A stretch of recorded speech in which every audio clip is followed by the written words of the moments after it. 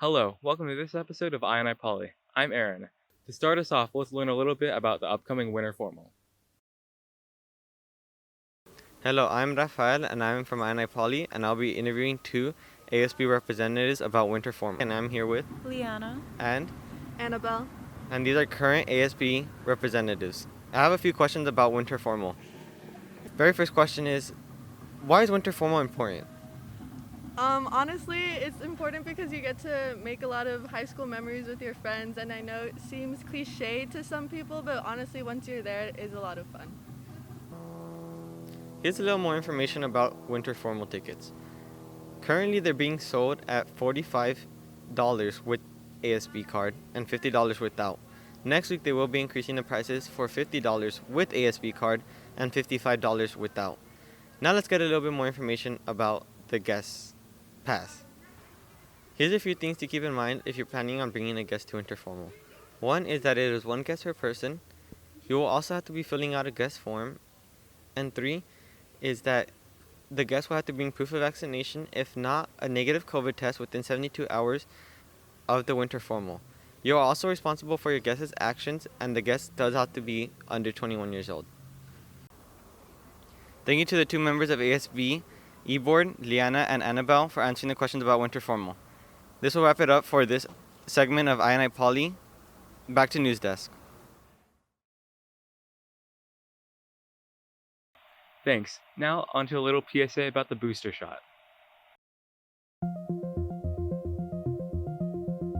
Attention, attention. This is your public service announcement. New and approved COVID boosters by Pfizer are available for ages 12 and up. Visit your pharmacy or schedule an appointment at myturn.ca.gov. Pfizer recommends that you get your booster 5 months after getting your second dose. That'll be all. Thank you for listening to your public service announcement.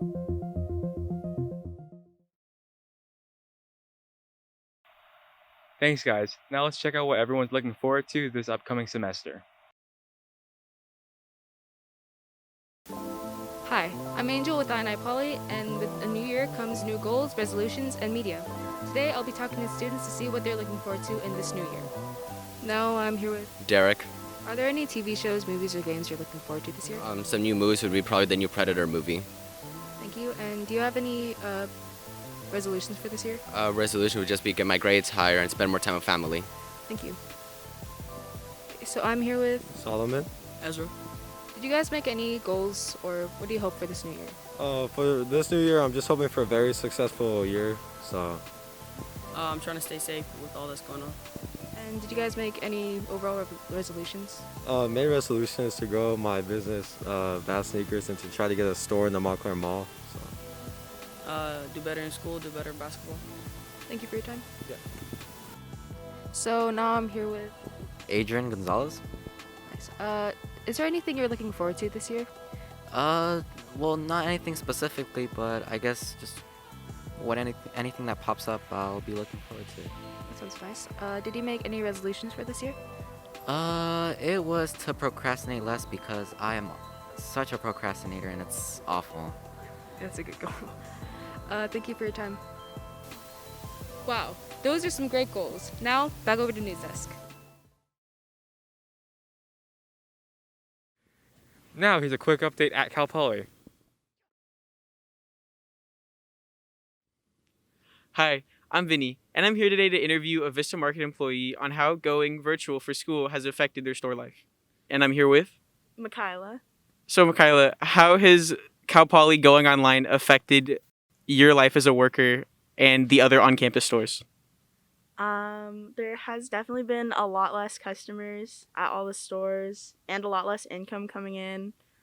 So it's pretty dead in all of the stores because of it. When school comes back to being on campus, do you think there's going to be an influx of students really rapidly, or do you think it's going to be a slow increase? There'll probably be a lot more students because everyone's going to be moving back, and people are going to be excited to be back and want to cook stuff. And since basketball games will start, they're probably going to want to buy a lot of snacks and stuff. Are you guys ready for this rapid influx of students? Yeah, I think that's the benefit of people going online is we have a lot of time to stock and organize everything, which is what we're doing right now. And for the next 3 weeks, we'll be prepared. Cool. Hi, I'm Vinny, and I'm here with. Cozy. Hi, Cozy. So we're here to interview you on how virtual schooling has affected, like restaurants and stores here. Have you noticed anything like change or? Yes, things are a lot more empty. Like the school really does not look alive anymore. It used to be like a fun. I mean, it's still fun, but there's like no social life basically. Like you can't really encounter with people and talk to people and just go eat somewhere. You have to grab your food and go, or grab your food and like stay there for like 2 minutes max and leave. So yeah, it's basically how I see it. Cool. Thank you very much, Cozy. No problem. Thank you guys. Thank you to everybody that we interviewed.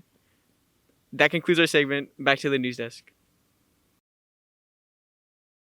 Good morning, IPoly students. This is Miss Moya, the school nurse. I've had a few questions from students regarding some quarantine guidelines, and students want to know whether they'll need to quarantine if they're identified as close contacts or what will be the procedure. So this week, there have been some changes that LA County Public Health have made regarding quarantine. Currently, if you are fully vaccinated, so you've had your 2 doses of the COVID vaccine, you will not need to quarantine at home if you are symptom free.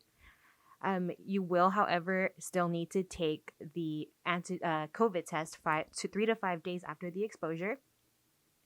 So currently, you do not need the booster for you to stay at school. However, it is still strongly encouraged.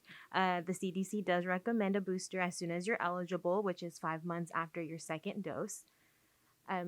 Any student that does not meet those requirements will need to stay at home, or if you're symptomatic, you will need to stay at home as well. If you have any questions, please feel free to email me or stop by my office.